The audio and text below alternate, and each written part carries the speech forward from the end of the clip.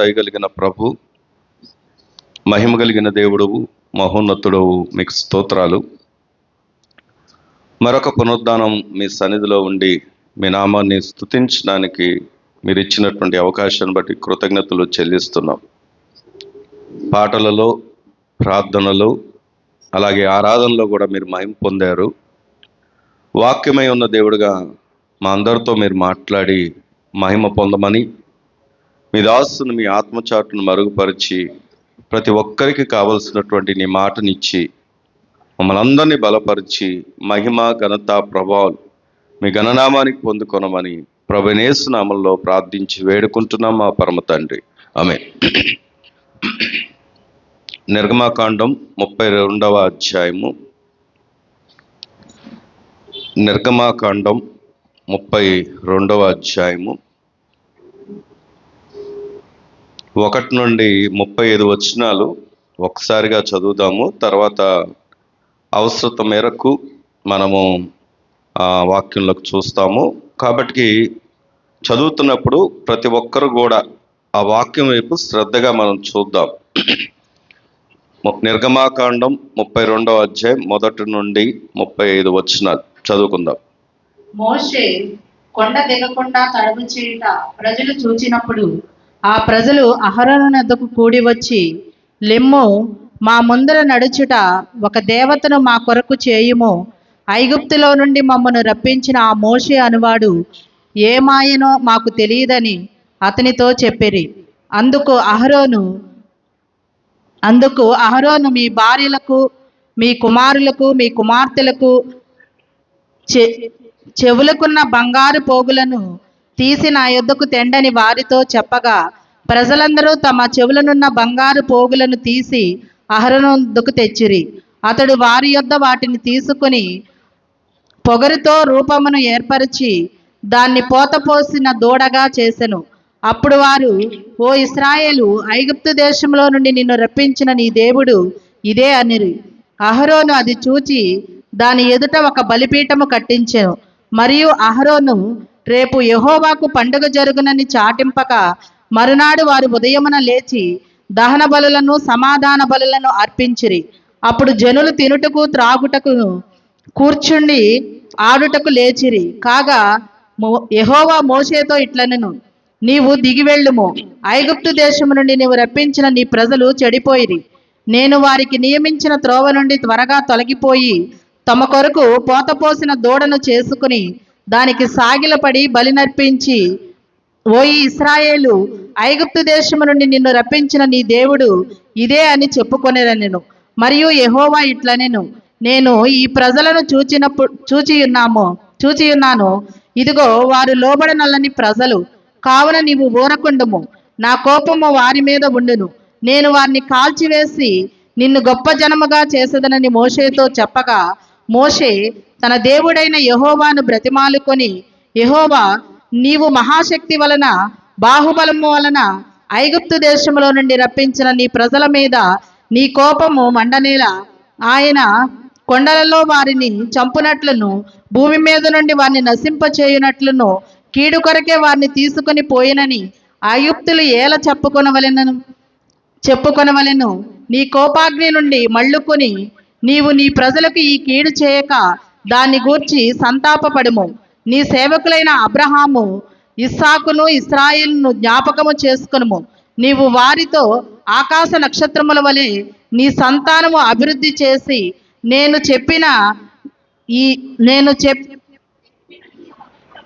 చెప్పిన ఈ సమస్త భూమిని నీ సంతానమును నీకిచ్చేదనని వారు నిరంతరము దానికి హక్కుదారులగుదరనియు వారితో నీ తోడని ప్రమాణము చేసి చెప్పితినెను.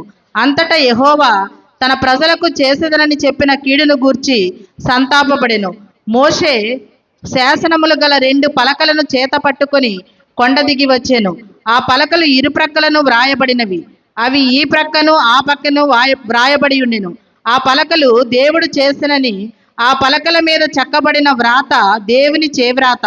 ఆ ప్రజలు పెద్ద కేకలు వేయిచుండగా యెహోషువ ధ్వని విని, పాళెములో యుద్ధధ్వని అని మోషేతో అనగా, అతడు, ఆ జయధ్వని కాదు, అపజయధ్వని కాదు, సంగీత ధ్వని నాకు వినబడుచున్నదనెను. అతడు పాళెమునకు సమీపింపగా ఆ దూడను వారు నాట్యమాడుట చూచెను. అందుకు మోషే కోపము మండెను. అతడు కొండ దిగిననుకొని తన చేతిలో నుండి ఆ పలకలను పడవేసి వాటిని పగలగొట్టెను. మరియు అతడు వారు చేసిన ఆ దూడను తీసుకొని అగ్నితో కాల్చి పొడి చేసి నీళ్ల మీద చల్లి ఇశ్రాయేలీల చేత దాన్ని త్రాగించెను. అప్పుడు మోషే, నీవు ఈ ప్రజల మీదకి ఈ గొప్ప పాపము రప్పించినట్లు వారు నిన్ను ఏమి చేశారని అహరోన్ను అడగగా, అహరోను, నా ఏలినవాడా, నీ కోపము మండనీయకము. ఈ ప్రజలు దుర్మార్గులను మాట నీ వెరుగుదువు. వారు మాకు ముందు నడుచుటకు ఒక దేవతను చేయుము. ఐగుప్తులో నుండి మమ్మల్ని రప్పించిన వాడగు ఈ మోషే ఏమాయనో మాకు తెలియదనిరి. అందుకు నేను ఎవరి యొద్ద బంగారము ఉన్నదో వారు దానిని ఓడదీసి తెండని చెప్పి తిని, నేను దాన్ని అగ్నిలో వేయగా ఈ దూడ ఆయననెను. ప్రజలు విచ్చలవిడిగా తిరుగుట మోషే చూచెను. వారి విరోధులలో వారికి ఎగతాళి కలుగునట్లు అహరోను విచ్చలవిడిగా తిరుగుటకు వారిని విడిచిపెట్టి ఉండెను. అందుకు మోషే పాళెము యొక్క ద్వారమున నిలిచి, యెహోవా పక్షమున ఉన్న వారందరూ నా యొద్దకు రండి అనగా లేవీలందరూ అతని యొద్దకు కూడి వచ్చిరి. అతడు వారిని చూసి, మీలో ప్రతివాడును తన కత్తిని తన నడుమునకు కట్టుకొని పాళెములో ద్వారము నుండి ద్వారమునకు వెళ్ళుచు ప్రతివాడు తన సహోదరుని, ప్రతివాడు తన చెలికానిని, ప్రతివాడు తన పొరుగువానిని చంపవలెనని ఇశ్రాయేలీల దేవుడైన యెహోవా సెలవిచ్చుచున్నాడనెను. లేవీలు మోషే మాట చొప్పున చేయగా ఆ దినమున ప్రజలలో ఇంచుమించు 3000 మంది కూలిరి. ఏలయనగా మోషే వారిని చూచి, నేడు యెహోవా మిమ్మును ఆశీర్వదించినట్లు మీలో ప్రతివాడు తన కుమారుని మీద పడియే గాని తన సహోదరుని మీద పడియే గాని యెహోవాకు మిమ్మును మీరే ప్రతిష్ఠ చేసుకునడనెను. మరునాడు మోషే ప్రజలతో, మీరు గొప్ప పాపము చేసితిరి కనుక యెహోవా యొద్దకు కొండ ఎక్కి వెళ్ళెదము. ఒకవేళ మీ పాపమునకు ప్రాయశ్చిత్తము చేయగలనేమో అనెను. అప్పుడు మోషే యెహోవా యొద్దకు తిరుగు వెళ్ళి, అయ్యో, ఈ ప్రజలు గొప్ప పాపము చేసిరి. వారు బంగారు దేవతను తమ కొరకు చేసుకొనిరి. అయ్యో, నీవు వారి పాపమును ఒకవేళ పరిహరించితివా, లేని ఎడల నీవు వ్రాసిన నీ గ్రంథములో నుండి నా పేరు తుడిచివేయమని బ్రతిమాలు కొనుచున్నానెను. అందుకు యెహోవా, ఎవడు నా ఎదుట పాపము చేసెనో వాని నా గ్రంథములో నుండి తుడిచివేయుదును. కాబట్టి నీవు వెళ్ళి నేను నీతో చెప్పిన చోటికి ప్రజలను నడిపించుము. ఇదిగో, నా దూత నీకు ముందుగా వెళ్ళును. నేను వచ్చు దినమున వారి పాపమును వారి మీదికి రప్పించదనని మోషేతో చెప్పెను. అహరోను కల్పించిన దూడను ప్రజలు చేయించినందున యెహోవా వారిని బాధపెట్టెను. దేవుడు ఈ మాటలు మన వినికిల్లో దీవించునుగాక. ఆమేన్. ఇక్కడ 32వ అధ్యాయం ఒక చిన్న కథలాగా చెప్పాలంటే, ఇది వాస్తవం, కానీ చిన్న కథలాగా చెప్పాలంటే, ఇశ్రాయేలు ప్రజలు దగ్గర నుండి మోషే దేవుని మాట కొరకు పర్వతమునికి ఎక్కినప్పుడు ఆయన 40 రోజులు పైనే దేవుని సన్నిధిలో ఉన్నప్పుడు యెహోషువ కనిపెట్టుకొని ఉండమని చెప్పి తనతో పాటు మోషే ఏం చేశాడంటే యెహోషువను కూడా తీసుకెళ్ళాడు. ఈయన అతి పరిశుద్ధ స్థలమైనటువంటి దేవుని దగ్గరికి వెళ్ళినప్పుడు యెహోషువను కూడా మధ్యలో విడిచిపెట్టాడు. అయితే జరిగింది ఏంటంటే, ఈ ప్రజలు అనుకున్నారంట మోషే చనిపోయాడు కాబట్టి అహరోను దగ్గరికి వెళ్ళి, అహరోను అనగా ఎవరు అంటే మోషే యొక్క అన్న, మాకు దేవుడు కావాలి, నువ్వు దేవుణ్ణి తయారు చేయి అని చెప్పినప్పుడు, వినండి, జాగ్రత్తగా వినండి, తయారు చేయని చెప్పినప్పుడు అహరోన్ అంటాడు, మీ భార్యలు మీ పిల్లలు వారికి ఉన్నటువంటి బంగారం అంతా తీసుకురండి, ఒక ప్రతిమను చేసి, ఆ ప్రతిమ అక్కడ దూడ మనం చూస్తున్నాం, ఆ ప్రతిమను తయారు చేసిన తర్వాత ప్రజలు ఏం చేస్తున్నారంటే బలులు అర్పించి అక్కడే వారు ఏం చేస్తున్నారంటే ఇష్టం వచ్చినట్టుగా మరి వారు ప్రవర్తించినట్టుగా మనం అక్కడ చూస్తున్నాం. దేవునికి కోపం వచ్చింది, మోషేను పంపిస్తున్నాడు. మోషే కిందకి వచ్చి చూసినప్పుడు ప్రజల పరిస్థితిని చూశాడు. కానీ దేవుని కోపం ఆ ప్రజల మీద ఎక్కడ రగులుద్దో అని ప్రాధేయపడినట్టుగా కూడా కనబడుతోంది. అయితే ప్రాయశ్చిత్తంగా మరి చంపమని కూడా అక్కడ రాయబడి ఉంది. మరి 3,000 మంది చంపబడ్డారు అన్నట్టుగా కూడా రాయబడి ఉంది. ఇంకా దేవుని కోపం రగులుతూ ఉన్నప్పుడు మోషే మళ్ళీ బ్రతుములాడుతూ, అయ్యా జీవ గ్రంథంలోంచి నా పేరు తుడిచిపెట్టు, వారిని విడిచిపెట్టు. ఎందుకు అంటే, వినండి, వారిని ఎందుకు విడిచిపెట్టమంటున్నానంటే, ఇదిగో వీళ్ళు నమ్ముకున్న దేవుడు, వీళ్ళని విడిపించిన దేవుడు చంపడానికి తీసుకొచ్చాడని మీకు ఎక్కడ మీ నామానికి అవమానం కలుగుద్దో ప్రభువా, మీ నామం ఎప్పుడు కూడా అవమానం చెందకూడదు. అవసరమైతే నన్ను చంపు, ఆ కోపాన్ని నా మీద రగుల్చుకో, కానీ వారిని విడిచిపెట్టమన్నప్పుడు దేవుడు అక్కడ గమనిస్తే జీవగ్రంథంలో నా పేరు తొలగించమన్నప్పటికీ కూడా కొంతమంది పేర్లు తొలగించినట్లుగా మనం చూస్తున్నాం. అతి బాధాకరమైనటువంటి ఒక విషయం ఏంటంటే 35వ వచనం చివరి భాగంలో, అహరోను కల్పించిన దూడను ప్రజలు చేయించినందున యెహోవా వారిని బాధపెట్టారు. ఇంతకు ఎవరెవరిని బాధ పెట్టారు అంటే, దేవుడే తన మాట విననట్టి ప్రజలను ఏం చేస్తున్నాడు అంటే బాధ పెడుతున్నాడు. ఈరోజు వినండి, దేవుని వాక్యాన్ని వినండి. ఇది మాత్రం మన హృదయంలో స్థాపించుకోవాల్సినటువంటి మాట. బాధ పెట్టడం అంటే దేవుని దృష్టిలో డిసిప్లిన్ చేయడం. బాధ పెట్టడం అంటే నిర్మూలన చేయడం కాదు, కానీ బాధ పెట్టడం అంటే మనం త్రోవ తప్పినప్పుడు, దేవుని మాట పెడచెవిన పెట్టినప్పుడు దేవుడు ఏం చేస్తాడు అంటే వారినంట బాధ పెడతాడంట. వినండి, ఈ మాట నిజంగా ఆశ్చర్యంగా అనిపిస్తుంది. ఏ దేవుడికైతే మనం ప్రార్థన చేస్తామో, ఏ దేవుని పాదాలైతే పట్టుకుంటూ ఉన్నామో, ఏ దేవునికైతే విన్నపాలు చేస్తూ ఉన్నామో, ఆ దేవుడే నీ ప్రార్థన వినకపోగా నిన్ను బాధ పెడితే ఇంకెవరు తట్టుకోగలరు చెల్లి? ఇంకెవరు తట్టుకోగలరు?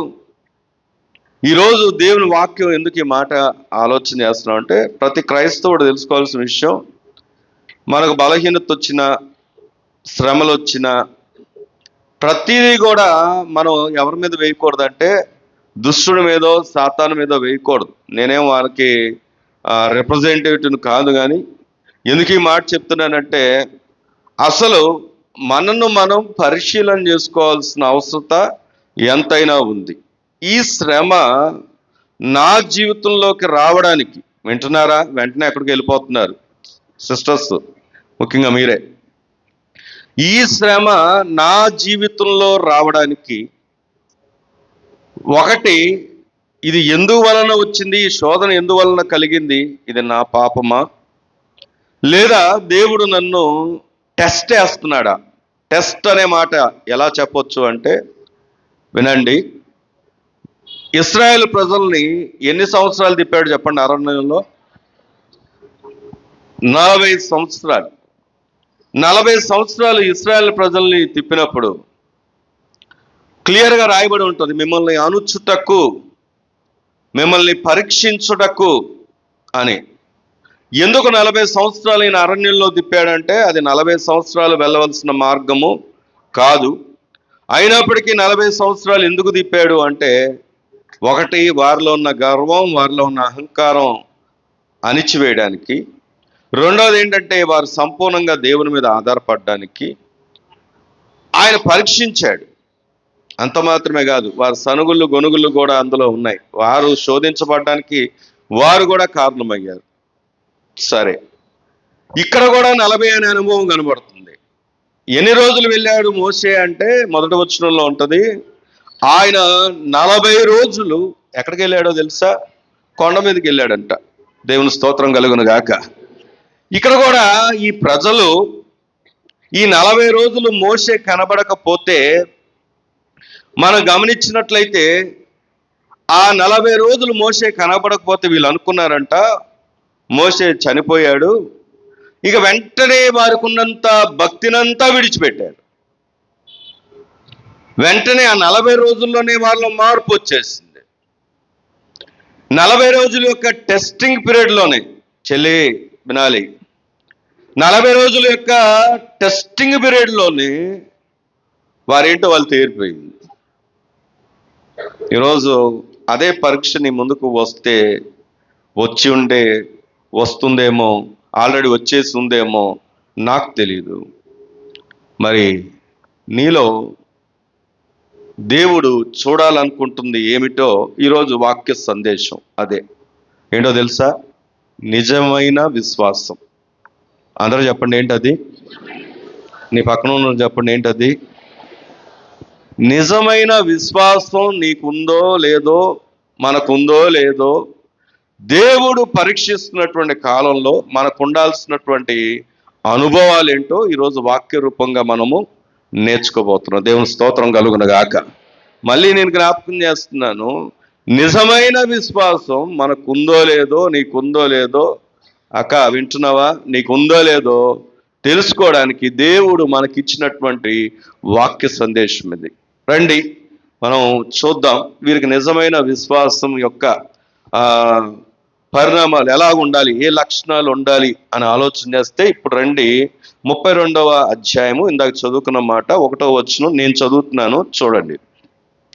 మోషే కొండ దిగకుండా తడువు చేయుట ప్రజలు చూచినప్పుడు ఆ ప్రజలు అహరోను వద్దకు కూడి వచ్చి, లెమ్ము, మా ముందర నడుచుటకు ఒక దేవతను మా కొరకు చేయుము, ఐగుప్తులో నుండి మమ్మను రప్పించిన మోషే అనువాడు ఏమాయనో మాకు తెలియదని అతనితో చెప్పు. పైన మోషే ఏం చేశాడంటే, కొండ దిగకుండా ఏం చేశాడంట? తడవు అంటే ఏం చేశాడో తెలుసా? ఆలస్యం. వినండి వినండి వినండి. చాలాసార్లు చాలా మందికి ఒక సందేహం ఉంటుంది. ఏంటి ఆ సందేహము అంటే, మేము ఎన్ని ప్రార్థనలు చేస్తున్నా అనా వినాలి, ఎన్ని ప్రార్థనలు చేస్తున్నా, ఎంత కనిపెడుతూ ఉన్నా, ఎంత దేవుని సన్నిధికి వస్తూ ఉన్నా ఎందుకు ఆలస్యం అవుతుంది అనే ప్రశ్న చాలా మందికి ఒక సందేహం ఉంటుంది. ఇక్కడ తడవు చేయుట అనేది దేవుని చిత్తం. ఆలస్యం అవటం అనేది దేవుని యొక్క ఉద్దేశం. నువ్వు అడిగినమ్మటే చేసేయడానికి అది నీకు కరెక్టా కాదా, పర్ఫెక్టా కాదా, అది నీకు మేలా కాదా అని ఎరిగిన వాడు ఎవరు అంటే దేవుడు. దేవుని స్తోత్రం కలుగును గాక. కాబట్టి ఇక్కడ గమనించినప్పుడు కొండ మీదకి తీసుకెళ్ళింది దేవుడే, ఈ ప్రజల్ని విడిపించి తీసుకొచ్చింది దేవుడే, వీరి పక్షంగా ఎన్నో అద్భుతాలు చేసింది కూడా దేవుడే. కానీ కొంత ఆలస్యమైంది. వెంటనే వీరు స్వరూపం ఏంటో, వీరి స్వభావం ఏంటో వెనువెంటనే కనబడుతుంది. ఈరోజు ఇదే అనుభవం దగ్గరికి మనం వచ్చి ఆలోచన చేస్తే మనం నేర్చుకోవాల్సిన విషయం ఏంటో చెప్తాను. ఒకసారి 24వ అధ్యాయం మనం వచ్చినట్లయితే, 24వ అధ్యాయము ఆ మూలవాక్యాన్ని ఎప్పుడు కూడా అక్కడే ఉంచండి. 24వ అధ్యాయము 13వ వచనాన్ని గనక మనం చదువుకున్నట్లయితే, మోషేయు అతని పరిచారకుడైన యెహోషువయు లేచిరి. మోషే దేవుని కొండ మీదకి ఎక్కెను. అతడు పెద్దలను చూచి, ఎవరిని చూచి చెప్పండి? పెద్దలను చూచి, మేము మీ యొద్దకు వచ్చు వరకు ఇక్కడనే ఉండుడి. ఇదిగో అహరోనును హూరును మీతో ఉన్నారు. ఎవనికైనాను వ్యాజ్యమున్న ఎడల వారి యొద్దకు వెళ్ళవచ్చునని వారితో చెప్పెను. మోషే కొండ మీదకి ఎక్కినప్పుడు ఆ మేఘము కొండను కమ్మెను. దేవుని స్తోత్రం చెప్దామా? ఇక్కడ గమనిస్తే వినాలి, ఏం జరుగుతుందంటే, కొద్దిగా వెనక్కి వెళ్తే 32వ అధ్యాయానికి సందర్భం మనకు అర్థమవుతుంది. మోషే తన పరిచారకుడైనటువంటి యెహోషువ, అరే వింటున్నావా? వినాలి. తన పరిచారకుడైనటువంటి యెహోషువను తీసుకొని నేను కొండ మీదకి వెళ్తున్నాను. ఎవరిని పిలిచారు అంటే, ఇజ్రాయిల్లో ఉన్నటువంటి పెద్దల్ని పిలిచారు. పెద్దల్ని పిలిచి పెద్దలతో చెప్తున్నాడు, మేము ఇలా కొండ మీదకి వెళ్తున్నాము, మీరేం చేస్తారంటే మేము వచ్చే వరకు ఇక్కడే ఉండండి, కనిపెట్టుకొని ఉండండి. మేము వచ్చే వరకు అంటే ఇంతకీ వస్తారంటారా రారంటారా?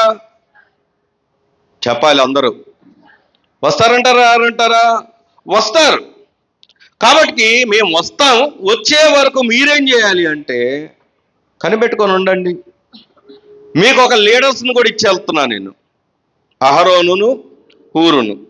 మీకు మధ్యలో ఏదన్నా గ్యాప్స్ వచ్చినా, ఏదన్నా సమస్య వచ్చినా, ఏదైనా వ్యాజ్యం వచ్చినా వారి దగ్గరకు వెళ్ళండి, వారు దాన్ని తీరుస్తారు. అప్పుడు దాకా మేము వారికి అప్పగిచ్చి వెళ్తున్నాం బాధ్యత, ఉండండి అని చెప్పారు. ఏం జరిగింది? 18వ వచనం కూడా చదువుదామా? అప్పుడు మోషే ఆ మేఘములో ప్రవేశించి కొండ మీదకి ఎక్కెను. మోషే ఆ కొండ మీద ఎన్ని రోజులు ఉన్నాడు? రేయింబవలు. ఎన్ని దినాలు ఉన్నాడు చెప్పండి? 40 దినాలు. దేవుని స్తోత్రం కలుగును గాక. ఒక వ్యక్తి దేవుని దగ్గర ఆజ్ఞలు కనిపెట్టుకోవడానికి, ఒక వ్యక్తి బాధ్యత తీసుకొని దేవుని దగ్గర దేవుని మాటను తీసుకురావడానికి, ఈ ప్రజల పక్షంగా విన్నపాలు పొందుకోవడానికి ఒక వ్యక్తి వెళ్తే కింద ఉన్నటువంటి వారు ఏం చేస్తున్నారంటే మోషే అంట చనిపోయాడు అనుకున్నారంట. ఎంత విచారం! నేటి దినాల్లో భక్తి చాలా మంది అందుకే ఎవరి మీద కట్టుకుంటారంటే మనుషుల మీద కట్టుకుంటారు. ఆ మనిషి కనబడకపోతే, ఆ వ్యక్తి కనబడకపోతే, ఏ సంఘమైనా సరే, ఏ పరిచర్య అయినా సరే, మనిషి మీద కట్టబడిన ఏ పరిచర్య అయినా ఆ వ్యక్తి లేకపోతే ఆ పరిచర్య అతలాకుతలం అయిపోద్ది. చాలా మంది మనుషుల కొరకు వస్తారు, మనుషుల కొరకు భక్తి చేస్తారు, మనుషులకు కనబడాలని భక్తి చేస్తారు. కానీ మళ్ళీ చెప్తున్నాను, ఆ భక్తిని దేవుడు స్వీకరించలేడు. వినాలి. ఈరోజు దేవుడు ఎందుకు ఈ మాట మనతో మాట్లాడుతున్నాడు అంటే, దేవుడు మన జీవితంలో ఏదైనా చేయాలి అనుకుంటే, దేవుడు నీ పక్షంగా నిలబడాలి అనుకుంటే, నీకు ఉండాల్సినటువంటి మొట్టమొదటి లక్షణం ఏంటంటే, నేను నేర్పిస్తున్నా అంటే నేనంటే వాక్యం నేర్పిస్తున్న సత్యం నీకు నిజమైన విశ్వాసం ఉంది అని నిరూపించుకోవడానికి నీకు ఉండాల్సినటువంటి మొట్టమొదటి లక్షణం ఏంటంటే సహనం. నీ పక్కన ఉన్న వాళ్ళు చెప్పడం మాట ఏముండాలి చెప్పండి? సహనం కలిగి ఉండాలి. ఎప్పుడు దాకా? దేవుడు ఆ కార్యాన్ని నెరవేర్చేవారు. దేవుని స్తోత్రం చెప్దామా? నువ్వు అనుకున్న టైం, ఫిక్స్డ్ టైం, ఇప్పుడైతేనే, ఈ సమయంలో అయితేనే, ఇలాగైతేనే అను పెట్టడానికి, ఆంక్షలు పెట్టడానికి నువ్వెంత నేనెంత? ఆయన ఎవరు? ఆయన సమస్తమును కూడా తన జ్ఞానం చేత నడిపిస్తున్నటువంటి వాడు. ఆయన మహాకాశములు పట్టజాలంత మహిమా ప్రభావములు కలిగినటువంటి దేవుడు. ఆయనకు ఆంక్షలు పెట్టేంత టోలో మన ఊపిరంత నీటి బొడగలాంటిది. కానీ మనం చేయగలిగింది ఏంటో తెలుసా? సహనంతో కనిపెట్టుకున్నాం. వెయిట్. ఒకసారి ఈ మాట చదువుతున్నప్పుడు, నేను హైదరాబాద్ వెళ్ళినప్పుడు ఒకసారి ఒకళ్ళ ఇంటికి వెళ్ళాం. మేము రెగ్యులర్గా వెళ్తూ ఉంటాం. ఆయన కారు ఉంది. ఎక్కడికైనా బయటికి వెళ్ళినప్పుడు కారులో తీసుకెళ్తూ ఉంటాడు, తీసుకొని వస్తూ ఉంటాడు. అలాగ వెళ్ళినప్పుడు ఎంత సమయమైనా అవనండి, ఒక్కోసారి 6 అవ్వచ్చు, 7 అవ్వచ్చు, 8 అవ్వచ్చు, 11 కూడా అవ్వచ్చు. సిటీ కదా, హైదరాబాద్ సిటీ కదా, 11 కూడా అవ్వచ్చు. వాళ్ళ ఇంటి సరౌండింగ్స్లో చీకటి నిర్మానుషం అయిపోద్ది. ఆయన వచ్చేసరికి నిర్మానుషం అయిపోతే ఏం జరుగుతుందో తెలుసా? ఎక్కడి నుండి వస్తాయో తెలీదు, అన్ని సందుల్లోంచి గొంతుల్లోంచి కుక్కలన్నీ వచ్చేస్తాయి కారు దగ్గరికి. చాలా ఆశ్చర్యమైన విషయం ఏంటంటే వాటికి టైమింగ్ ఎలా తెలుసో తెలీదు. ఆ కారుని గుర్తుపడతాయి కుక్కలు, పలానా వ్యక్తి వస్తున్నాడని. అవన్నీ ఏం చేస్తాయి తెలుసా? మొత్తం ఎక్కడున్న సందుల్లోంచి అలా వచ్చేసి ఆయన కారు దిగేటప్పుడు తోక ఊపుతూ ఉంటాయి. అప్పుడు ఆయన ఏం చేస్తాడంటే తనతో పాటు తీసుకొచ్చింది ఏదైతే ఉందో వాటికి వేస్తూ ఉంటాడు. అవి ఇంకో విచిత్రం ఏంటంటే ఒకదానితో ఒకటి పోట్లాడవు కూడా. అవి ఎవరికి వాటిని విసురుతా ఉన్నప్పుడు అవి అలాటెడ్గా తమకు అలాట్ చేసిన దానికి తగ్గట్టుగా తీసుకుంటా ఉంటాయి. భలే ఆశ్చర్యం అనిపిస్తుంది. ఫైట్ చేయడం కానీ, కొట్టుకోవడం కానీ, ఎందుకంటే ఒకే సందులోంచి వచ్చినాయి కూడా కాదు. అది అక్కడ ఉన్నటువంటి ఆ సరౌండింగ్స్ అంతా గమనించినప్పుడు ఈయన ఏం లేదు, జస్ట్ వస్తూ ఇలా అంటాడు అంతే. ఈ శబ్దం వినబడంగానే టక్కన వచ్చేస్తాయి, ఎక్కడి నుండి వచ్చేస్తాయి, వాటికి వేస్తూ ఉంటాడు. అయితే ఇలాగే ఒకసారి ఒక వ్యక్తి అంట, తను కూడా ఇలాగే వచ్చిన ప్రతిసారి అక్కడ ఉన్నటువంటి కుక్కలకి బిస్కెట్స్ తీసుకొని వచ్చేవాడంట.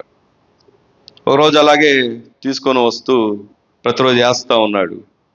ఒకరోజు లేట్ అయిపోయింది, షాప్స్ అన్నీ క్లోజ్ అయిపోయి ఉన్నాయి. వచ్చేసరికి కుక్కలన్నీ వచ్చేసాయి. చూస్తే తన దగ్గర బిస్కెట్స్ లేవు. ఆయన చెయ్యి వైపు చూస్తున్నాయంట. అవి చెయ్యి వైపు చూస్తూ ఉంటే ఈయన దగ్గర వేయడానికి లేదు. పాపం దాని వైపు చూస్తూ జాలిగా చూస్తూ ఇంట్లోకి వెళ్ళిపోయాడు. సరే వెళ్ళిపోయా లేదా అని కిటికీలను చూశాడంట. అవి అక్కడే ఇంకా వెయిట్ చేస్తున్నాయి, ఇంకా తీసుకొస్తాడేమో అని చూస్తున్నప్పుడు ఆయన దగ్గర వేయడానికి లేదు. ఆయన మనసులో ఇంకా జాలి పెరిగిపోయి మళ్ళీ ఏం చేశాడంటే, సరే ఇల్లంతా వెతికితే అప్పుడు ఆయనకి గుర్తొచ్చింది, ఎవరో అంతకుముందు చుట్టరికంగా వచ్చిన వాళ్ళు ఏదో తీసుకొచ్చినవి ఉంటే అవి కనబడితే ఆనందంగా బయటికి గేట్ తీసుకొని వచ్చి చూస్తే ఒకే ఒక కుక్క ఉందంట. మిగతా అన్నీ వెళ్ళిపోయాయి. అవి చాలా వెయిట్ చేసాయి, చాలా అంటే చాలాసేపు వెయిట్ చేసాయి. ఇంకా మిడ్ నైట్ అయిపోయింది, ఇంకా రాడు అని నిర్ధారించుకొని అవి వెళ్ళిపోయాయి. వినాలి, అవి వెళ్ళిపోయిన తర్వాత జరిగింది ఏమిటి అంటే, ఈయన ఆ కుక్క దగ్గరికి వెళ్ళి తీసుకొచ్చిన అన్నీ కూడా ఎక్కడేసాడు చెప్పండి? ఆ కుక్కకి వేసాడంట. ఇప్పుడు నాకు ఒక చిన్న ప్రశ్న ఏంటంటే, ఒకవేళ ముందే గనక ఇస్తే అన్నిటికీ దక్కితే దీని పోర్షన్ చాలా తక్కువ ఉండేది. ఒకవేళ 10 బిస్కెట్లు ఇసురితే దానికి 2 వచ్చేదేమో. కానీ అది కనిపెట్టుకొని ఉండటం ద్వారా దానికి కలిగిన లాభం ఏంటంటే, వాటికి చెందాల్సిన అన్నీ కూడా తీసుకొచ్చి ఎవరికి ఇచ్చారు? ఒకదానికి ఇచ్చారు. దేవుని స్తోత్రం చెప్దామా? ఈరోజు ఈ వాక్యం దగ్గరకు వచ్చి ఆలోచన చేస్తే, దేవుడు యొక్క ఉద్దేశం, దేవుడు వారికి ఆశీర్వాదాన్ని ఇవ్వాలి. దేవుడి యొక్క ఉద్దేశం, అందుకే వారిని బానిసత్వం నుండి విడిపించాడు. దేవుని యొక్క ఉద్దేశం తన దగ్గర పొందుకున్నటువంటి ఆ యొక్క దీవెన ఏదైతే ఉందో, ఆయన మాటలు అయితే ఉన్నాయో అది తన పిల్లలకు అందజేయాలని. కానీ సహనము లేనందున, కనిపెట్టుకొని ఉండలేనందున వారు ఏం కోల్పోయారంటే, ఆ 3,000 మంది చనిపోవడానికి వాళ్ళే కారణం, బాధించబడడానికి వారే కారణం. దీంట్లో దేవుడు ఎంత మాత్రము కాదు. దేవుని స్తోత్రం చెప్దామా? గట్టిగా చెప్దామా? ఈరోజు అందుకే దేవుడు మనతో మాట్లాడుతున్న మాట ఏంటంటే, నీకు నాకేముండాలో తెలుసా? సహనం ఉండాలి. నీ బాధకి నీవే కారణం. ఎప్పుడు కూడా దేవుని మీద వేయక. దేవుడైతే కరుణా సంపన్నుడు, దేవుడైతే కృపగలిగిన వాడు, దేవుడైతే నీ కొరకు నా కొరకు ప్రాణం పెట్టినవాడు. దేవుడు ఒక వ్యక్తి మన కొరకు ప్రాణం పెట్టినంతగా ప్రేమించాడంటే ఇంకా అంతకన్నా ప్రేమకు రుజువేంటి? మరి ప్రాణమే పెట్టగలిగినప్పుడు నీకు ఏమీ చేయలేడా? చేయగలడు. కానీ చేయలేకపోవడానికి కారణం మనమే. మనలో ఏమి లేదో తెలుసా? మారాలి, నీ భర్త మారాలన్న సహనం నీకు లేదు, నీ ఇంటిలో కార్యం జరగాలన్న సహనం నీకు లేదు, నీ జీవితంలో దేవుడి ఉద్దేశాలు నెరవేర్చబడాలి అని కనిపెట్టుకునే అనుభవం లేదు. ఎవరో దీవిస్తే కొంతమంది అంటూ ఉంటారు, వాడుకుంటారండి, వాడుకొని వదిలేస్తారండి. ఎవరిని వాడుకొని వదిలేస్తారు? ఎవరిని వాడుకొని వదిలేస్తారు? దేవుడు వాడుకోవాలి, దేవుడు నిలబెట్టుకోవాలి, దేవుడు దీవించాలి. ఏ మనుషుడు వాడుకొని వదిలేయడానికి ఏ మనుషుడు చేతిలో లేదు. దీవెన అన్నది మనుషుల చేతిలో ఉంటే నీవు అన్నట్టుగానే రాజకీయ నాయకులకు ఉంటుంది అనుభవం ఏంటంటే వాడుకొని వదిలేసే అనుభవం. కానీ దేవుడు నిన్ను దీవించాలని, దేవుని ఉద్దేశంలో నీవు ఉండాలని సేవకుడు ఎప్పుడు కూడా పరితపిస్తూ ఉంటాడు. అందుకే ఇక్కడ మోషే 40 దినాలు ఆయన ఏం అవసరం? రాజకుమారుడిగా చక్కగా ఆ యొక్క ఐగుప్తులో ఎన్నో సుఖభోగాలు అనుభవించాల్సిన వ్యక్తి, ఫరోగా ఉండాల్సినటువంటి వ్యక్తి, ఆయనకి ఏం అవసరం? ఎవరికి వారు ఆలోచన చేస్తే ఉద్యోగాలు మానేసుకొని కడుపు కట్టుకొని ఏమంటే ఉపవాసాలుండి దేవుడు మిమ్మల్ని దీవించాలని, దేవుడు మిమ్మల్ని ఆశీర్వదించాలని వారి అనారోగ్య పరిస్థితులు ఉన్న అనారోగ్యాన్ని పక్కన పెట్టి దివారాత్రములు కూడా కనిపెట్టుకుంటూ ఉండే ఆ అవసరత ఎందుకు? అందరికిలాగే రెస్ట్ తీసుకోవచ్చు, అందరికి రాగానే ఆనందించవచ్చు, వచ్చిన దాంతో సంతృప్తి పడవచ్చు. ఏమండి, ఎంతవరకు ఉండాలో అంతవరకే ఉండొచ్చు. ఫోన్లు చేయాల్సిన అవసరం లేదు, వెంటపడాల్సిన అవసరం లేదు, పిలవాల్సిన అవసరం లేదు, ఏమండి ప్రకటించాల్సిన అవసరం లేదు. కానీ ఎందుకో తెలుసా, ఆ బాధ్యత సేవకులకు దేవుడు ఇచ్చాడు. దేవుని స్తోత్రం కలుగును గాక. కానీ నువ్వు ఆ దీవెనలో ఉండాలి అంటే నీకేముండాలో తెలుసా? సహనం ఉండాలి, సహనం ఉండాలి. నీ సేవకుడు ఎప్పుడు, నీ సేవకురాలు ఎప్పుడు, నీ తల్లిదండ్రులు ఎప్పుడు నీ కొరకు ప్రార్థన చేస్తూనే ఉంటారు. మంచి తల్లిదండ్రులను ఇచ్చాడు, వినాలి, మంచి తల్లిదండ్రులను ఇచ్చాడు. కానీ చాలా మంది జీవితాలు గమనిస్తూ ఉంటే భ్రష్టత్వంలోకి ఎందుకు వెళ్ళిపోతున్నాయో తెలుసా? సహనం లేక, ఓర్పు లేక, కనిపెట్టుకోలేక, ప్రార్థన అనుభవం లేక, దేవునితో రిలేషన్ లేక. అందుకే ఈరోజు దేవుడు మనతో మాట్లాడుతున్నటువంటి మాట ఏంటంటే, నీకు నాకు ఏముండాలి చెప్పండి? సహనం ఉండాలి. అందుకే దేవుని వాక్యాన్ని మనం చూస్తే పేతురు 2వ పత్రికలో ఓ చక్కని మాట ఉంది, చదువుదాం. పేతురు 2వ పత్రిక మూలవాక్యాన్ని అలా ఉంచండి. పేతురు 2వ పత్రిక 3వ అధ్యాయము 3వ వచనాన్ని గనక మనం చదువుకుంటే, పేతురు 2వ పత్రిక 3వ అధ్యాయం 3వ వచనం చదవమ్మా. అంత్య దినములలో అపహాసకులు ఏం చేస్తూ వచ్చారు? ఈ మాట ఎవరు చెప్తున్నారు? స్వయాన దేవుడు పేతురు గారి ద్వారా రాపిచ్చినటువంటి మాట ఏంటంటే, సంఘంలో అయినా సమాజంలో అయినా ఎవరుంటారో తెలుసా? అపహాసకులు. ఎంత విచిత్రం అంటే, వీళ్ళు వాక్యాన్ని అస్సలు స్వీకరించలేరు, అపహేళన చేస్తూ ఉంటారు, కామెంట్స్ చేస్తూ ఉంటారు, అపహాస్యం చేస్తూ ఉంటారు. అలాంటి వారికి దేవుని వాక్యం ఇది ఎప్పుడు చెప్తున్న మాట ఏంటంటే, ప్రభు రాకడలో, అక్కడ ఎక్కడ ఉందన్నమాట? 3వ వచనంలో, అంత్య దినములలో అపహాసకులు అపహాసించుచు వచ్చి తమ స్వకీయ దురాశల చొప్పున ఏం చేస్తున్నారంట? నడుచుకున్నారు. వీళ్ళకి భక్తితో పని లేదు. స్వకీయ దురాశ అంటే ఏంటో తెలుసా? శరీరానికి కావలసిన కోరికలు, శరీరానికి కావలసినటువంటి కంఫర్ట్స్, శరీరానికి కావలసినటువంటి సుఖాలు, శరీరానికి సంబంధించినటువంటి వాటి విషయంలో వీరు ఏం చేస్తారంటే నడుచుకుంటూ ఉంటారు. ఇంతకీ వీళ్ళు ఎక్కడున్నారు? సంఘంలోనే. వీళ్ళకి ఏమి చెవి పట్టదు, ఎక్కడ చల్ల ఉండదు. ప్రతి ఆదివారం లాగా ఇది ఒక ఆదివారం, ప్రతి ఆదివారం విన్నట్టుగానే, లేకపోతే వింటున్నటువంటి అనేకమైనటువంటి రకరకాల యూట్యూబ్, ఫేస్బుక్, ఇంకా చాలా ప్రచార సాధనాలు ఉన్నాయి. వాటిలో ఉన్న ప్రసంగంలాగానే ఇలాంటిది ఒక ప్రసంగం. కానీ ఏం జరుగుద్ది అంటే, కింద అంటాడు, ఆయన రాకడకు వచ్చిన వాగ్దానం ఏమయ్యాను? పితరులు నిద్రించినది మొదలుకొని సమస్త సృష్టి ఆరంభం ఉన్నట్టే. ఏమంటారంటే వీళ్ళు ఎప్పుడు చెప్పేదేనండి. ఒక చెల్లి అన్న వినండి, వీళ్ళు అంటారంట, ఎవరు వీళ్ళు? ఇదొక క్వాలిటీ పీపుల్, ఇదొక టైప్ పీపుల్ అనమాట, ఇదొక కేటగిరీ పీపుల్. వీళ్ళు ఏం చేస్తారంటే, ఎప్పుడు చెప్తున్నట్టు చెప్తున్నారుగా, ప్రభు రాకడ ఎక్కడుంది, ఎప్పుడు వచ్చింది, ఎప్పుడైతే మాట. ఏమండి, ఎన్నిసార్లు వెళ్ళలేదండి, మేము చర్చిలోకి అడుగు పెట్టిన దగ్గర నుండి ఇదే మాట చెప్తున్నారు. కొంతమంది క్రైస్తవ కుటుంబాలు పుట్టిన పిల్లలు ఏమంటారంటే, మా మమ్మీ డాడీకి ఏం పర్లేదండి, ఎప్పుడు ఇదే మాట, ఎప్పుడు నుంచి చెప్తున్నారు? మేము పుట్టిన దగ్గర నుండి ఇదే మాట చెప్తున్నారు. దేవుడే చెప్తున్నాడు. అలాంటి వాళ్ళు ఉంటారు. ఎక్కడ ఉంటారు వీళ్ళు? సంఘంలోనే. స్వకీయ దురాశలను నెరవేరుస్తూ స్నేహితులు అంటారు, అరే ఎంజాయ్ చేయాల్సిన టైం రా ఇది, నువ్వేంట్రా బాబు బైబిల్ అంటున్నావు? తలలు దించుకుంటున్నారు కొంతమంది. నువ్వేంట్రా బాబు బైబిల్ అంటున్నావు? నువ్వేంట్రా బాబు, మనం ఇప్పుడు దేంతో ఎంజాయ్ చేయాలి? ఇదంతా ఫ్యాషన్ యుగం, సెలబ్రిటీస్లా ఉండాలి. ఏమండి, బైకులు మెయింటైన్ చేయాలి, కార్లు మెయింటైన్ చేయాలి, సెలబ్రేట్ చేసుకోవాలి, ఎంజాయ్ చేయాల్సిన సమయం.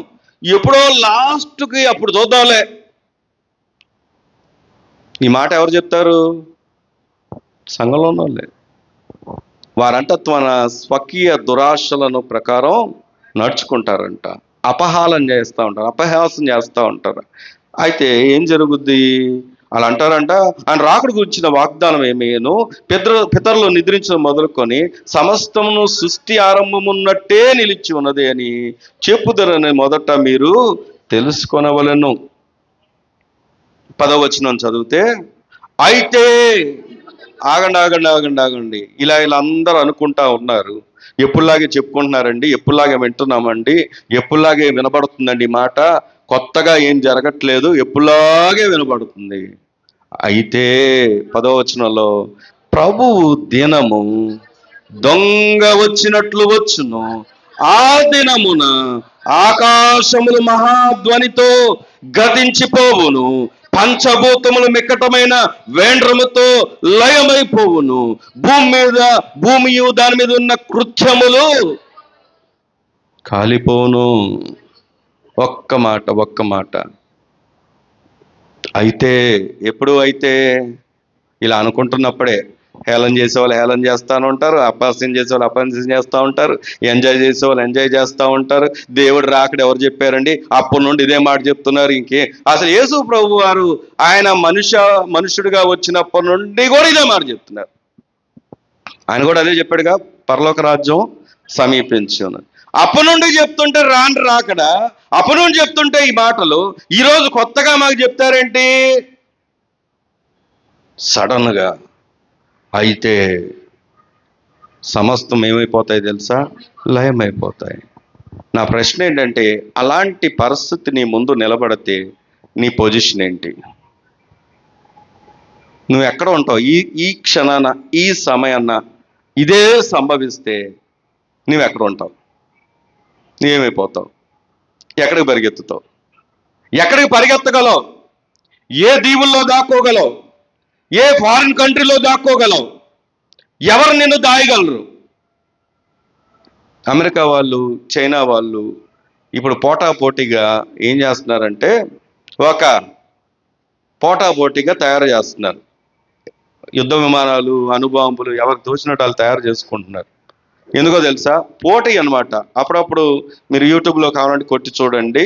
ఏం కొట్టాలి అంటే, ఎవరి దేశానికి ఎన్ని ఆయుధాలు ఉన్నాయి, ఏమున్నాయని కొడితే మన మధ్యలో ఉంటుంది. చివరి ఉన్నాయి కూడా కొన్ని ఉంటాయి.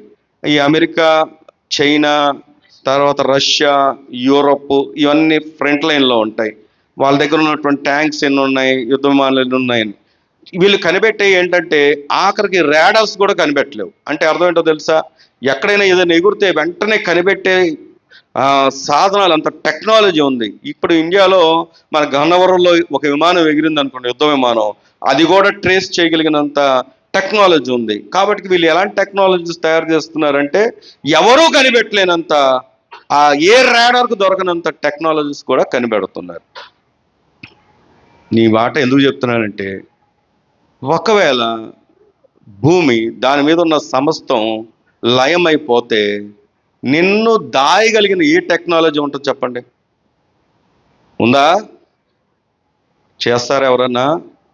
ఏ అని చెప్పి ఇప్పుడు ఎంటపడతా ఉన్నారు. ఇప్పుడు అంతా ఆర్టిఫిషియల్ ఇంటెలిజెన్స్. దీనికోసం ఇప్పుడు మళ్ళీ కొత్త కోర్సులు, ఏంటో కొత్త కోర్సులు వస్తూ ఉంటాయి. పైథాన్ అన్నారు, తర్వాత ఇంకేదో అన్నారు, నాకు పెద్ద స్టడీ గురించి తెలియదు. కానీ అయితే ఇప్పుడు ఏఐ అంటున్నారు. మొన్న ఏఐకి ఒక ప్రశ్న వేశారంట, అది ఇచ్చిన సమాధానం షాక్ అయిపోయారు. ఏమన్నారంటే, మానవాళి గురించి నీ అభిప్రాయం ఏంటంటే, అదే ఆ మానవాళి గ్రోత్ గురించి, తర్వాత వారి విషయంలో వృద్ధులైపోతుంటే ఏంటి, దాని గురించి ఏంటి మీ అభిప్రాయం అంటే, దానికి అది ఇచ్చిన సమాధానం ఏంటో తెలుసా? చంపాలి.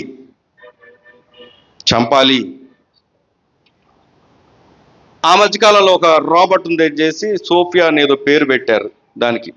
అచ్చం మనిషి మాట్లాడినట్టే మాట్లాడుతూ ఉంటుంది అది. మనం ఏది అడిగినా దానికి సమాధానం చెప్తూ ఉంటుంది. దాన్ని కూడా అప్పుడు అడిగారు, అసలు నీ మనసులో ఇప్పుడు ఏముంది మనుషుల గురించి అంటే, అది చెప్పిన మాట ఏంటో తెలుసా? చంపాలి. నువ్వు తయారు చేసే టెక్నాలజీ చెప్తుంది నిన్ను చంపాలని. ఈరోజు ప్రభు చంపడానికి రాలేదు, మనని బ్రతికించడానికి వచ్చాడు. అందుకే యోహాను సువార్తలు ఏమనుంటుందంటే తన ప్రియ కుమారుడు, తన అద్వితీయ కుమారుని ఆయన ఏం చేశాడో తెలుసా? మన కొరకు బలిగా అర్పించాడు. దేవుని స్తోత్రం కలుగురు గాక. నేను చంపడానికి కాదు ఆయన ఉద్దేశం, నేను బ్రతికించడానికి ఆయన వచ్చాడు. చంపాలి అనుకుంటే ఎఫెసీ పత్రిక 2వ అధ్యాయం 1వ వచనం ప్రకారం మనం ఆల్రెడీ మన స్టేటస్ ఏంటో తెలుసా? మన అపరాధముల చేత, పాపముల చేత మనం ఎవరు అంటే చచ్చిన. మళ్ళీ ప్రత్యేకంగా చంపాలా? మనం ఎవరో ఆల్రెడీ చనిపోయిన వారు. కానీ ప్రభువైన యేసు క్రీస్తు మూలంగా మనమంట బ్రతికించబడ్డామంట. దేవుని స్తోత్రం కలుగును గాక. ఈరోజు దేవుడు ఎందుకు ఈ మాట మాట్లాడుతున్నాడంటే ఆత్మీయంగా ఆలోచించాలి, ఆర్థికంగా ఆలోచించాలి, వ్యక్తిగతంగా ఆలోచించాలి. నీ జీవితంలో దేవుడు ఏదైనా కార్యము చేయాలి అంటే నీకేముండాలో తెలుసా? సహనం ఉండాలి. నీ పక్కన వాళ్ళని చెప్ప ఏముండాలి? మత్తయి సువార్త 24వ అధ్యాయము, మత్తయి సువార్త 24వ అధ్యాయము 43వ వచనాన్ని కనుక మనం చదువుకుంటే, ఏ జామున దొంగ వచ్చునో ఇంటి యజమానునికి తెలిసి ఉండిన ఎడల అతడు మెలకుగా ఉండి తన ఇంటికి కన్నము వేయనీయుడని మీరు ఎరుగుదురు. అంటే వాక్యం చెప్తున్న మాట ఏంటంటే, దొంగ వచ్చేటప్పుడు మనకేమన్నా ఫోన్ కాల్ చేస్తాడా? చెప్పండి. హలో, హౌ ఆర్ యూ, ఈరోజు మీ ఇంటికి దొంగతనానికి వస్తున్నా అని చెప్తారా? చెప్పండి. ఒకసారి వదిలేండి. సరే, ఎత్తే కాబట్టి చెప్తాను. మాకు ఇలాగే చెప్పారు రేడియో సెట్లో, ఈరోజు మీ మీదకి దాడి చేయబోతున్నాం అని చెప్పారు. అంతే. ఆ మాట ఎక్కడ ఉన్నప్పుడు సంగతి మాట, ఇది జమ్ములో ఉన్నప్పుడు సంగతి మాట. మా పోస్ట్కి ఒక మెసేజ్ వచ్చింది. ఏంటి ఆ మెసేజ్ అంటే, ఈరోజు రాత్రి మీ పోస్ట్ మీద మేము దాడి చేయబోతున్నాం. మీరు ఎంత నమ్ముతారో నమ్మరో నేను ఇక్కడ నుండి చెప్తున్నాను. మా పోస్ట్లో ఉన్న బెటాలియన్లో ఉన్న ఎన్ని బుల్లెట్స్ ఉన్నాయో, ఎన్ని ఆయుధాలు ఉన్నాయో, ఎన్ని రాకెట్స్ ఉన్నాయో, అన్నీ కూడా రాత్రంతా దీపావళి చేసేసారు. దీపావళి ఎటొస్తారో తెలియదు, పేలుస్తానే ఉన్నారు. ఎందుకని? భయం క్రియేట్ చేయడానికి. వాస్తవం ఏంటంటే భయం క్రియేట్ చేయడం కాదు. పోస్ట్లో ఉన్న వాళ్ళకి ఏముంది? భయం ఉంది. ఎందుకంటే ఎక్కడ నుండి వస్తాడో తెలియదు. కాబట్టి రాత్రంతా తెల్లవారి వరకు ఒక్కడు కూడా నిద్రపోకుండా పేలుస్తానే ఉన్నారు. మొత్తం అయిపోయాయి. మళ్ళీ తెప్పించుకోవాల్సి వచ్చింది. ఈ మాట ఎందుకు చెప్తున్నానంటే, అలా చెప్పి రారు, వాళ్ళు రాలేదు, మొత్తం కాకపోతే అవగొట్టారు. కాకపోతే దొంగ చెప్పొస్తాడా? ప్రభువు చెప్పొస్తాడా? హలో, హౌ ఆర్ యూ, ఏ కాలేజ్ చదువుతున్నావు, ఎప్పుడు రమ్మంటావు అని అడుగుతాడా? కొంతమంది అంటారు, ఏమండి మరి రాత్రి ఎంతసేపు అన్నా మెలకుగా ఉంటానండి నేను, ఎందుకంటే ఫోన్లు చూసి అలవాటు కదా. రాత్రి ఫోన్లు చూసే అలవాట్లు, గేమ్లు ఆడే అలవాట్లు, ఏమండి రాత్రంతా ఫుడ్ కోర్టులు తిరిగే అలవాట్లు, ఏమండి ఇప్పుడంతా అన్ని పాడైపోవడానికి 1,00,000 అన్ని రాత్రులే. అసలు మేము అటు వస్తూ ఉంటాం, ఆర్ఆర్పేట నుండి వచ్చేటప్పుడు ఆ దారిలో చూస్తే ఇది బందర్ రోడ్డా లేకపోతే ఇంకేదైనా రోడ్డా అనిపిస్తుంది. ఎందుకంటే అక్కడికి వచ్చేసరికి పెట్రోల్ బంక్ ఆపోజిట్ ఆ స్టేడియం దగ్గర పెట్టడానికి కూడా కారు లేనంతగా ఫుల్గా ఉంటుంది. రాత్రి ఇంట్లో వండు కూడా మానేస్తారు ఇప్పుడు. ఏమండి మనోళ్ళు కూడా ఒకళ్ళందరూ దొరుకుతారు. అదేం విచిత్రంగా 2-3 సార్లు నేను అలాగే, నేను వెళ్ళానని కాదు, 2-3 సార్లు, ఒకసారి 2 పార్కుల దగ్గరికి వెళ్తే 2 సార్లు మనోళ్ళే దొరికారు.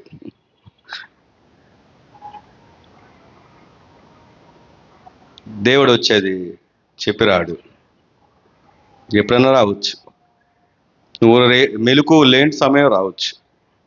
అందుకే సిద్ధపడి ఉండాలి, మెలకు కలిగి ఉండాలి, సహనం కలిగి ఉండాలి. ఇది అంత్య దినాలు. ఇంకా అపహాస్యం చేసుకుంటే నిన్ను నువ్వే మోసం చేసుకున్నట్టు అవుద్ది. ఈ వాక్యాన్ని పెడచెవిన పెడితే నీకు నువ్వే పెడచెవిన పెట్టుకున్నట్టు అవుద్ది. ఎందుకంటే దేవుడు ఎప్పుడు కూడా విక్రింపబడటం. దేవుని స్తోత్రం కలుగును గాక. ఇంకా చాలా విషయాలు చెప్పాలి కానీ ఇప్పుడు చెప్పే సమయం చాలదు గనక ముందుకెళ్తే చూడండి, దేవుని వాక్యం దగ్గరకు వచ్చి ఆలోచన చేస్తే రెండవ సత్యం ఏంటి అంటే 32వ అధ్యాయం, మళ్ళీ మన మూలవాక్యంకి వద్దాం. 32వ అధ్యాయం 32వ అధ్యాయము 2వ వచనాన్ని నేను చదువుతాను. అందుకు అహరోను మీ భార్యలకు, మీ కుమారులకు, మీ కుమార్తెలకు చెవులో ఉన్న బంగారు పోగులను తీసి నా యొద్దకు తెండని వారితో చెప్పగా, ప్రజలందరూ తమ చెవుల్లో ఉన్న బంగారు పోగులను తీసి అహరోను వద్దకు తెచ్చిరి. అతడు వారి యొద్దన వాటిని తీసుకొని పొగరతో అంటే అది ఉపయోగించే సాధనం, చెక్కే పొగరు అంటారు, మన పోగర్ అంటారు, మన కరెక్టే, పోగరతో రూపం ఏర్పరిచి దానిని పోత పోసిన దూడగా చేశాను. అప్పుడు వారు, ఓ ఇశ్రాయేలు, ఐగుప్తు దేశం నుండి నిన్ను రప్పించిన నీ దేవుడు ఇదే అనిది. అహరోను అది చూచి దాని ఎదుట ఒక బలిపీఠం కట్టించెను. మరియు అహరోను రేపు యెహోవాకు పండగ జరిగించునని చాటింపగా, మరునాడు వారు ఉదయంలో లేచి దహన బలులను సమాధాన బలులను అర్పించిరి. అప్పుడు జనులు తినుటకు త్రాగుటకు కూర్చుండి ఆడుటకు లేచిరి. నాకు ఒక ప్రశ్న ఏంటంటే, వీళ్ళు జరిగింది చెప్తాను. అక్కడ ఏం జరిగింది? వీళ్ళు అంటున్నారు, మోషే కనపడలేదు, మా కొరకు ఒక ప్రతిమను చేయి, మా కొరకు దేవుని చేయి అని చేసి, ఈయన ఏం చేశాడు? అందరు బంగారం తీసుకొని దూడను తయారు చేశాడు. దూడను తయారు చేస్తే ఈ ఇశ్రాయేల్ పెట్టుకున్న పేరేం చెప్పండి దానికి?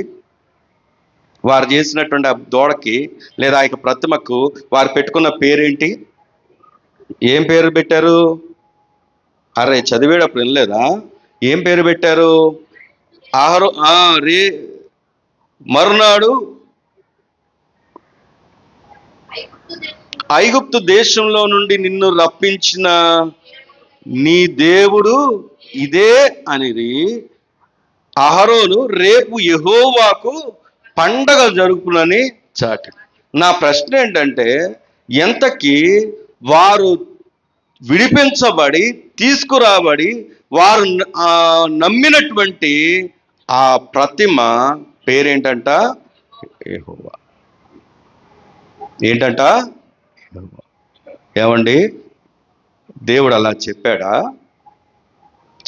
నేను యెహోవాని, నేను ఒక రూపంలో ఉన్నాను కాబట్టి నన్ను ఆరాధించమని చెప్పాడా?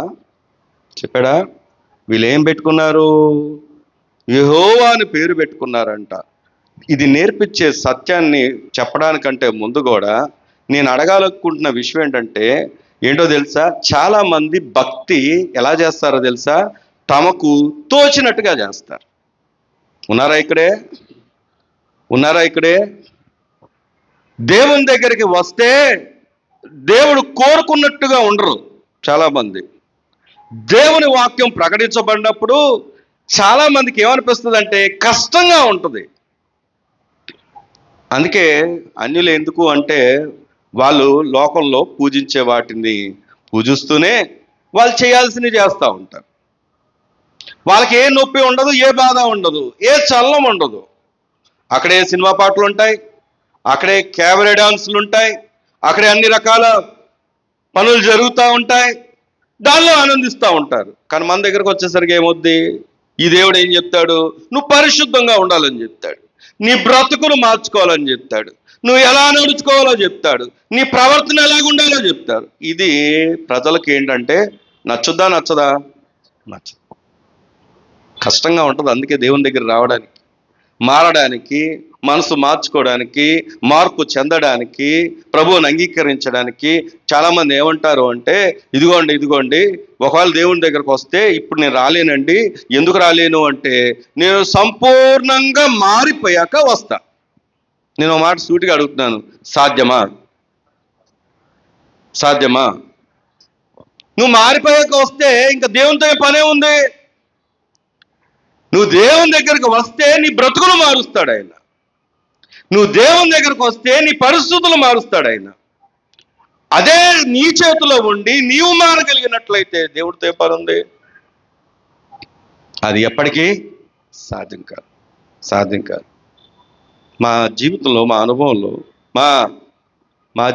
అనుభవంలో ఎంతోమంది కాలక్షేపం చేసిన వారు, సమయం ఉంది అనుకున్నవారు, తర్వాత చూద్దామని అనుకున్నవారు ఈనాడు వారి భూమి మీద లేరు. ఇది మా అనుభవంలో చూసిన విషయం చెప్తున్నాను. వారు భూమి మీద లేరు. ఈరోజు ప్రభు ఎందుకు ఈ మాట మనతో మాట్లాడుతున్నాడంటే, ఇక్కడ గమనించినప్పుడు వీరేం చేస్తున్నారో తెలుసా? వీరి దృష్టిలో యెహోవా అంటే ఏంటో తెలుసా? ఒక ప్రతిమ. దీనికి రెండవ సత్యం ఏంటంటే, నమ్మాలి. పక్కన వాళ్ళని చెప్పండి, ఎప్పుడు నమ్మాలి? కనిపిస్తున్నప్పుడా, కనపడినప్పుడా? చెప్పాలి. కనిపిస్తున్నప్పుడా, కనపడినప్పుడా? వీరు కనపడకపోతే నమ్మట్లేదు. ఈరోజు మనకి కార్యం జరగకపోతే నమ్మం, పనులు అవ్వకపోతే నమ్మం, ఏమండి, మేలు జరగకపోతే నమ్మం, దేవుని దగ్గరికి రాగానే అడిగింది ఇవ్వకపోతే నమ్మం. వెంటనే మనలో స్ప్లిట్ పర్సనాలిటీ ఉంటుంది. ఏంటి స్ప్లిట్ పర్సనాలిటీ అంటే తెలుసా? నీ అంతగా ప్రార్థన చేసేవాళ్ళు ఉండరు, తర్వాత నీకులాగా కనుమరుగే వాళ్ళు కూడా ఉండరు. నీ అంతగా అందుబాటులో ఉండేవారు ఉండరు, తర్వాత అసలు కనపడకుండా మాయమైపోయేవారు కూడా ఉండరు. అలాంటి వారు ఎందరో కుక్కలలో వస్తూ ఉంటారు. నా ఫోన్లు కాంటాక్ట్స్ అప్పుడప్పుడు తీస్తే న్యూ అని రాస్తాను, వీళ్ళెవరో తెలియదు. మళ్ళీ న్యూ అని రాస్తాను. అప్పటికి కొన్నిసార్లు ఫోటోలు కూడా తీసుకుంటూ ఉంటాను. ఫోటోలు తీసుకున్న తర్వాత కూడా మళ్ళీ వీళ్ళెవరో అర్థం కాదు. ఎప్పుడు తీసాను ఈ ఫోటో అనిపిస్తుంది. ఎందుకంటే వీళ్ళు వస్తారు, కనుమరుగవుతూ ఉంటారు. రీజన్ ఒకటే, వీరికి దేవుడు కార్యము చేయలేదు. అంతేనా? కనపడలేదు. దేవుడు వారి జీవితంలో కనపడలేదు. సరే, వాక్యం చెప్తున్న మాట ఏంటంటే, రండి, అసలు వీళ్ళు ప్రతిమను తయారు చేసుకున్నారు కదా, అసలు దేవుడు ఏం చెప్పాడు వీళ్ళకి? 20వ అధ్యాయంకి వద్దామా? అదే నిర్గమకాండంలో 20వ అధ్యాయము 4వ వచనం చదువుదామా? పైన ఆకాశం అందే కానీ, క్రింద భూమి అందే కానీ, భూమి కింద నీళ్ళ అందే కానీ ఉండు ఏని రూపమునైనను విగ్రహమునైనను నీవు చెప్పండి ఏంటంట? చేసుకొన. సరే, 20వ అధ్యాయము 23వ వచనం చదువుదామా? మీరు నన్ను కొలుచుచు వెండి దేవతలైనను బంగారు దేవతలైనను చేసుకొన. నా ప్రశ్న ఏంటంటే, అన్న వినండి, నా ప్రశ్న ఏంటంటే, ఇంతకీ ఈ మాటలు మనం చదువుకున్నటువంటి ఆ 32వ అధ్యాయానికి ముందు సంగత, వెనక సంగత? అందరూ చెప్పాలి. ముందే చెప్పేశాడు దేవుడు. ఏమని చెప్పాడంటే, మీరు ఏ రూపాన్ని చేసుకోనకూడదు, పూజించకూడదు. దేవుడికి ఇవ్వవలసిన స్థానం ఎవరికి ఇవ్వడానికి ఆయన ఇష్టపడదు. అది ఒకవేళ బెండుతో తయారు చేసిన, బంగారంతో తయారు చేసిన దాన్ని నువ్వు అసలు తయారు చేయొద్దని చెప్పాడు. సాగిలపడొద్దు అన్నాడు. ఏ మాట అయితే చెయ్యొద్దని చెప్పాడో అదే మాట చేస్తున్నారు ఎవరు?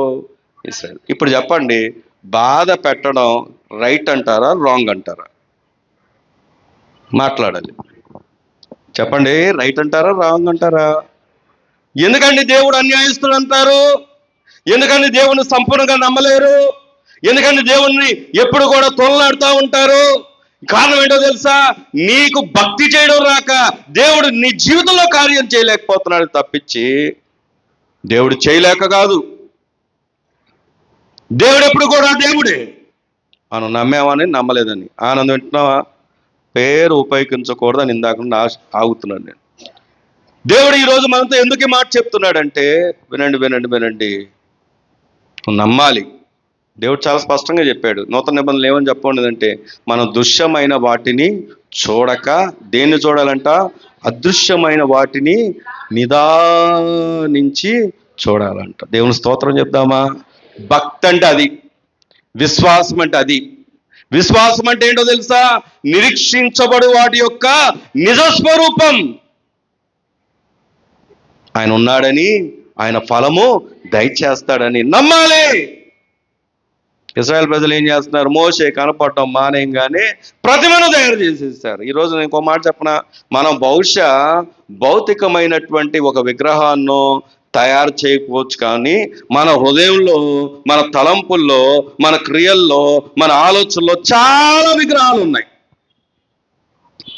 నీకు నీవే విగ్రహం. నీకు కష్టం కలగకూడదు.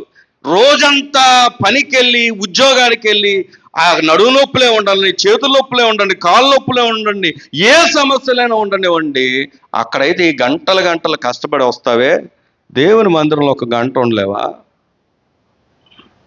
ఆరాధన క్రమాల్లో సంపూర్ణంగా నువ్వు ఉండలేవా? దానికి నువ్వు చెప్పే కారణం ఏంటంటే బలహీనత. అది విగ్రహం కాదా బలహీనత అనేది? దేవుడు స్వస్థపరచడానికే కదా నిన్ను పిలుస్తున్నాడు. నీ జీవితాన్ని బాగు చేయడానికే కదా నిన్ను పిలుస్తున్నాడు. నీకు ఇప్పుడు ఏం చేసావు? నీ బలహీనతనే విగ్రహం చేసుకున్నావు. మరి అదే బలహీనత ఉన్నవాడివి, బలహీనత ఉన్న వ్యక్తివి, మరి పనులకు ఎందుకు వెళ్తున్నావు? ఉద్యోగాలకు ఎందుకు వెళ్తున్నావు? ఎలా వెళ్ళగలుగుతున్నావు? ఫంక్షన్కి ఎలా వెళ్ళగలుగుతున్నావు? ఊర్లో ఎక్కడో పెళ్ళి ఉంటే ఎంత కష్టమైనా ఎలా వెళ్ళగలుగుతున్నావు? అదే దేవుని మందిరం 1 గంట 2 గంటలు గడపడానికి నీకు బలహీనత. అది విగ్రహం కాదా? ఈరోజు ప్రభువు మనతో చెప్తున్న మాట, దేవుడు చేయాలనుకుంటాడు, దేవుడు నిన్ను దీవించాలనుకుంటాడు. కానీ దీవించబడే స్థానంలో ఏమవుతున్నాం అంటే మనం బాధింపబడుతున్నాం. ఈరోజు ప్రభు మనం బాధించడానికి మాట చెప్పట్లేదు. ఇప్పుడు ఇశ్రాయేల్ ప్రజలకి 32వ అధ్యాయంలో జరిగిన సంఘటన ఎప్పుడు చెప్పాడు చెప్పండి? ఆయన 20వ అధ్యాయంలో చెప్పాడు. ఏమని చెప్పాడు తెలుసా? ఎగ్జాక్ట్గా అదే చెప్పాడు. ఏ రూపాన్ని నువ్వు చేసుకో, దేంతో చేసుకోకూడదు అని చెప్పాడు. నువ్వు ఎలా ఉండాలో, ఎలా నడుచుకోవాలో వాక్యం ఏం నేర్పిస్తుందో, వాక్యానుసారంగా ఎలా బ్రతకాలో, ఏది నిజమైన విశ్వాసమో, ఏది భక్తో నీకు ఎప్పుడు నుండో ప్రకటించబడుతుంది. ఈరోజు కొత్తగా తెలిసిందా? కాదు. కానీ నువ్వేం చేయాలో తెలుసా? నమ్మాలి. దేవుడు చేసేంత వరకు నమ్మాలి. దేవుడు నిన్ను దీవించేంత వరకు నమ్మాలి. అక్కడ అదే జరుగుతుంది. వారు నమ్మలేక ఒక ప్రతిమను చేసుకున్నారు, శ్రమల పాలయ్యారు. చెప్పండి, మీ పక్కన వాళ్ళు చెప్పండి. 2వ అనుభవం ఏముండాలి? నమ్మాలి. 3వ అనుభవం ఏముండాలో చెప్తాను. 7వ వచనం చదువుదాం. 32వ వచనం నేను చదువుతాను, కొద్ది సమయం గడిచి వస్తుంది. కాగా యెహోవా మోషేతో ఇట్లనెను, నీవు దిగి వెళ్ళుము,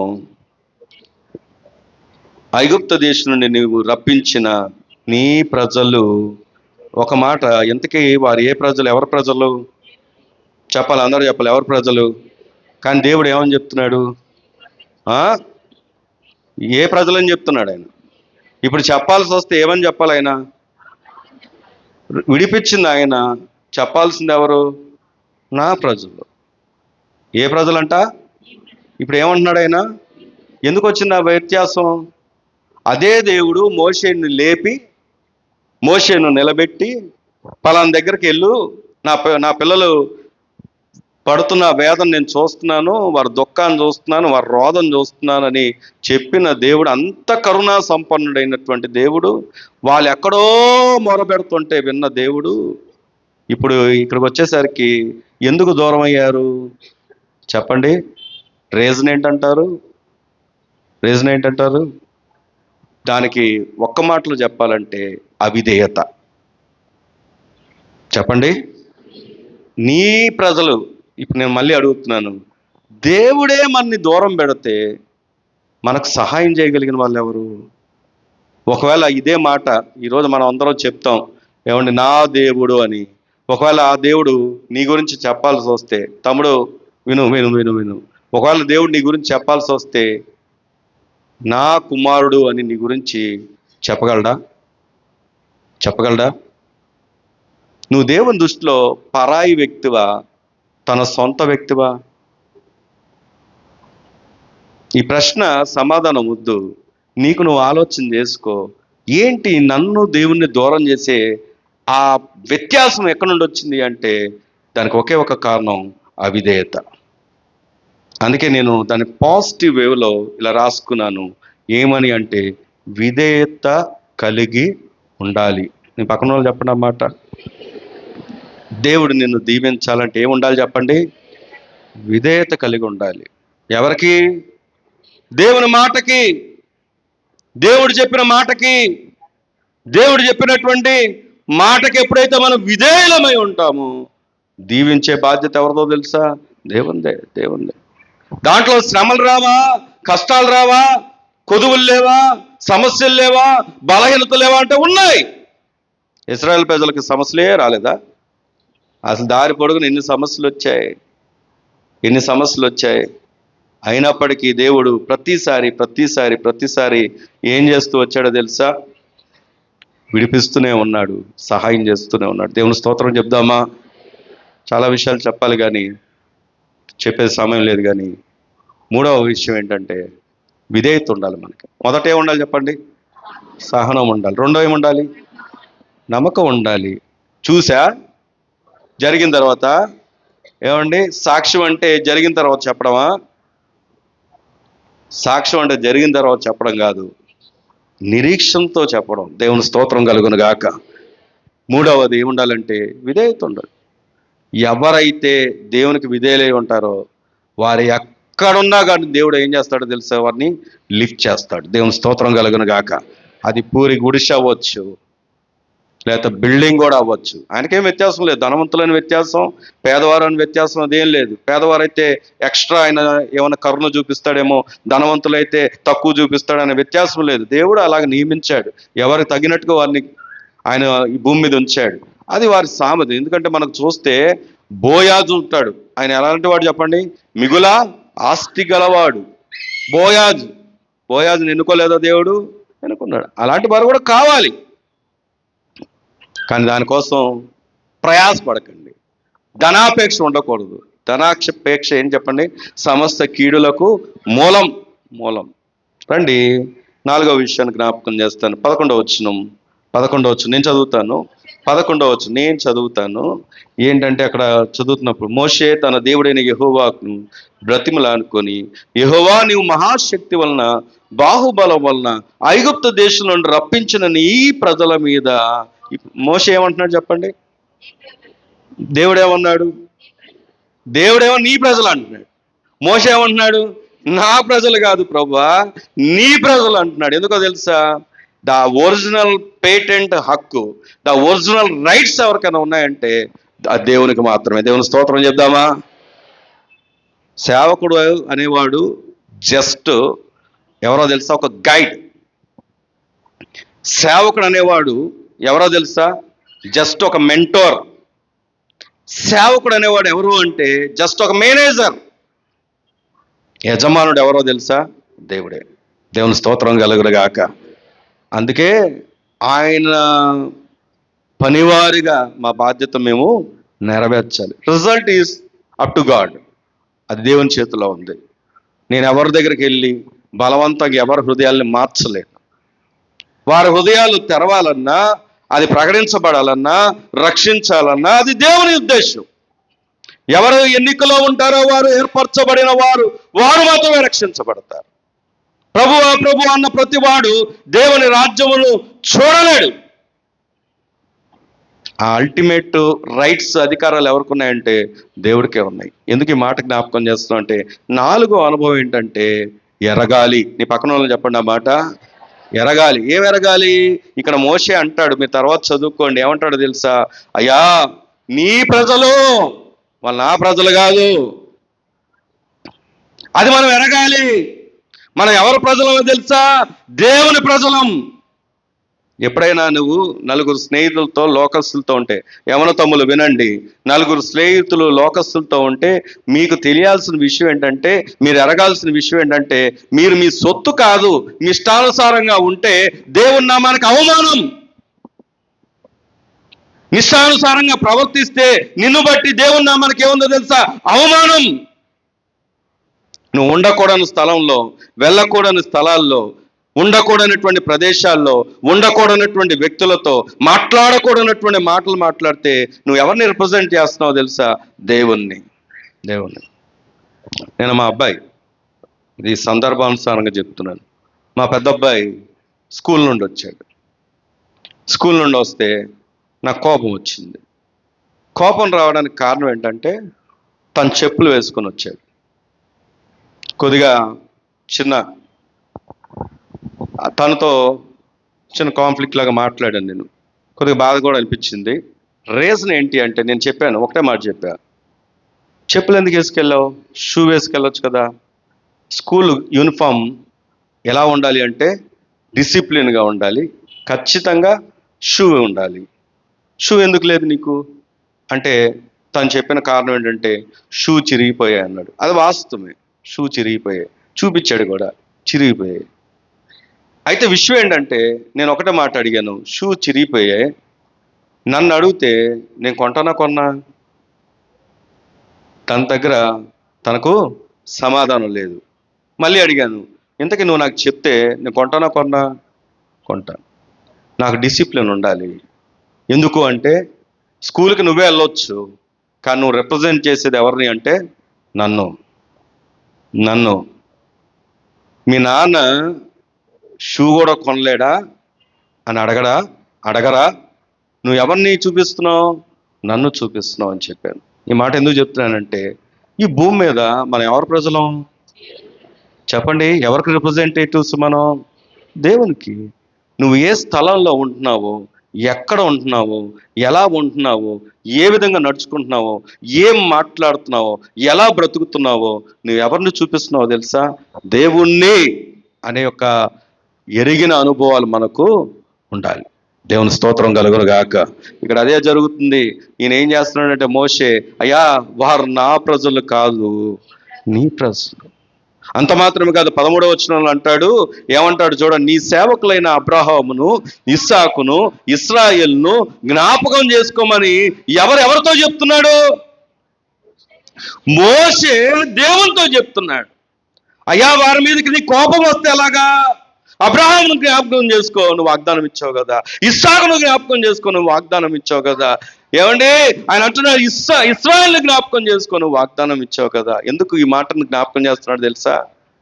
దేవుని యొక్క కోపంని తను ఇచ్చినటువంటి వాగ్దానంతో చల్లారుస్తున్నాడు. దేవుని స్తోత్రం చెప్దామా?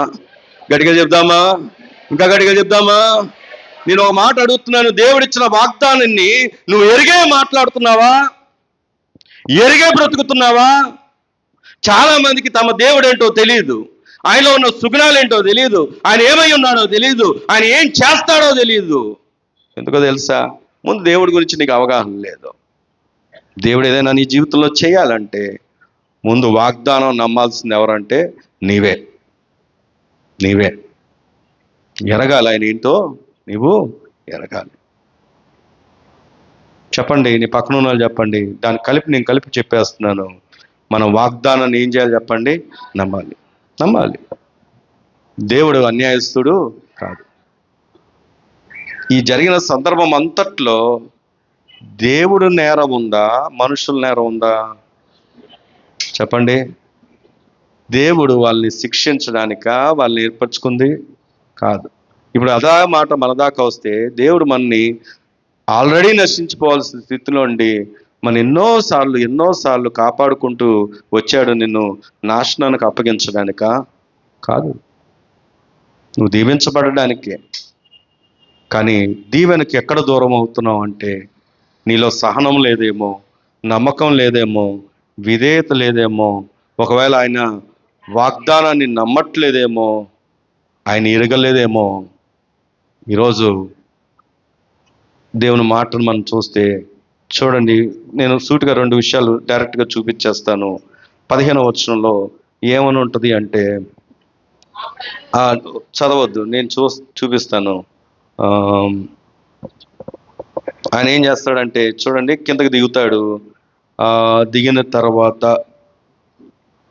20వ వచనం, మరియు అతడు వారు చేసిన దూడను తీసుకొని అగ్నిలో కాల్చి పొడి చేసి నేల మీద చల్లి ఇశ్రాయేలు చేత దాన్ని ఏం చేశాడు చెప్పండి? త్రాగించెను. వాళ్ళ చేత ఎందుకు తాగిచ్చాడు?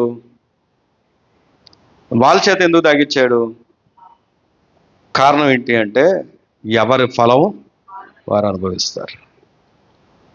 ఈరోజు అందరూ కలిసే ఉండొచ్చు, గోధుమలు ఉంటాయి, గురుగులు ఉంటాయి. దుష్ప్రచారాలు చేసే వాళ్ళు ఉంటారు, మాటలు విశ్లేసే వాళ్ళు ఉంటారు, భక్తిహీనత కలిగిన వారు భక్తిహీనులుగా ఉంటారు, భక్తి చేసే వాళ్ళు ఉంటారు, ప్రార్థన చేసే వాళ్ళు ఉంటారు, నమ్మే వాళ్ళు ఉంటారు, శ్రమను అనుభవించే వాళ్ళు ఉంటారు, సహనంతో ఉన్న వాళ్ళు ఉంటారు, నమ్మకంగా కనిపెట్టిన వాళ్ళు ఉంటారు, దేవుని ఎరిగిన వారు ఉంటారు, వాగ్దానం నమ్మిన వారు ఉంటారు, అందరూ ఉంటారు. కానీ ఒక దినం ఎవరి ఫలము వారే అనుభవిస్తారు. ఎవరు ఏది విత్తుతే దాన్నే కోస్తారు. మంచి విత్తాం అనుకోండి, ఏం కోస్తాం? మంచి కోస్తాం. ఎందుకంటే దొంగ వచ్చినట్టుగా ఒకరోజు ప్రభు రాబోతుంది. దేవుని స్తోత్రం కలుగును గాక. అందుకే 32-30 వచనం చూస్తే, చూడండి, ముందుకెళ్ళిపోదాం. 32-30 మరునాడు మోషే ప్రజలతో, మీరు గొప్ప పాపం చేసితిరి గనక యెహోవా యొద్ద కొండ ఎక్కి వెళ్ళెదము.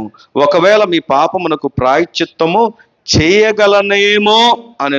చేస్తానన్నాడా, చేయగలనేమో అన్నాడా? దేవుని దగ్గర పెట్టే ఏ విన్నపమైనా దేవుడు చేయాల్సింది తప్పించి మనకుగా మనం ఏమీ చేయలేం. అయితే ఇక్కడ మనం నేర్చుకోవాల్సిన సత్యం ఏంటంటే అర్పించబడాలి. మీ పక్కన వాళ్ళు చెప్పండి, ఏం చేయాలి? ఎలా వచ్చింది ఈ మాట అంటే, మోషే అంటాడు, వాళ్ళను కాదు ప్రభువా, నన్ను చంపు, కానీ వారిని మాత్రం శిక్షించొద్దు అన్నాడు. ఇది ఒక్క మాటలో చెప్పాలంటే ఒక యేసుక్రీస్తు వారే చేశారు ఇది. ఈయన యేసుక్రీస్తు వారికి సాదృశ్యంగా కనబడుతున్నాడు. మన మీదకు రావాల్సిన శిక్షను ఎవరు మోసారు చెప్పండి? ఆయన మోసారు. మన మీదకు రావాల్సిన మరణాన్ని ఎవరు మోసారు చెప్పండి? ఆయన మోసారు. ఈరోజు ఇంకా నీ హృదయంలో ప్రభు ఉదయించకపోతే, ప్రభువుని ఇంకా నువ్వు అంగీకరించకపోతే, ఆ శిక్షను తప్పించుకోవడానికి దేవుడు నీకు ఇస్తున్నటువంటి అవకాశం ఏంటంటే నీవు ఆయనకు సమర్పించుకోవాలి. దేవుని స్తోత్రం చెప్దామా? లాస్ట్ ముగింపు 35వ వచనం. అహరోను కల్పించిన దూడలను ప్రజలు చేయించినందున యెహోవా వారిని ఏం చేశారు చెప్పండి? చివరిగా ముగింపు ఏంటో తెలుసా? తీర్పు ఉందని గ్రహించాలి. మీ పక్కన వాళ్ళు చెప్పండి ఆ మాట. ఉందా లేదా? ఎంత విజ్ఞాపన చేసినా, ఒకవేళ మా అమ్మ ప్రార్థన బట్టి నేను గట్టెక్కేస్తా అనుకోవడానికి లేదు. నా భార్య ప్రార్థన బట్టి నేను గట్టెక్కేస్తా అనుకోవడానికి లేదు. మా నాన్నను బట్టి నేను పరలోకానికి వెళ్ళిపోతా అని అనుకోవడానికి లేదు. మా సేవకుని బట్టి నేను పరలోకానికి వెళ్ళిపోతా అని అనుకోవడానికి లేదు. తీర్పు ఉంది ఒక రోజు. ఏముంది?